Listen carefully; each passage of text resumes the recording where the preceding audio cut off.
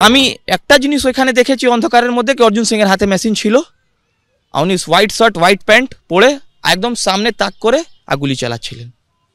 অর্জুন সিং, হ্যাঁ, ও গলির ভিতরে উনি গলির ভিতরে উনি একা না, অনেক আরো কিছু লোকও গুলি চালাচ্ছিল। তো দেখা যাচ্ছে আমাদের ভিডিও ফুটেজে যে নমিতরা ফিরোজরা ওখানে গেছে, যে শ্রমিকটা ওখানে বন্দী হয়ে গেছিল, যাকে মারধর করছিল, সেখানে তাকে আনাবার জন্য এবং পুলিশ প্রশাসনও পৌঁছেছিল।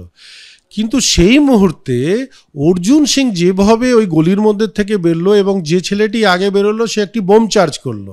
বোম চার্জ করার পরে অর্জুন দৌড়ে ওইদিকে গেল, একটা লরি এসে গেল। ওই লরির আড়ে ও অন্তত কিছু না হলো 5 থেকে 6 রাউন্ড গুলি চালিয়েছে। কি করে অস্বীকার করবে? লেগেছে তো সাদ্দামের, যার লেগেছে শেষ প্রকন্তে দেখতে পেয়েছে যে অর্জুন গুলি চালিয়েছে।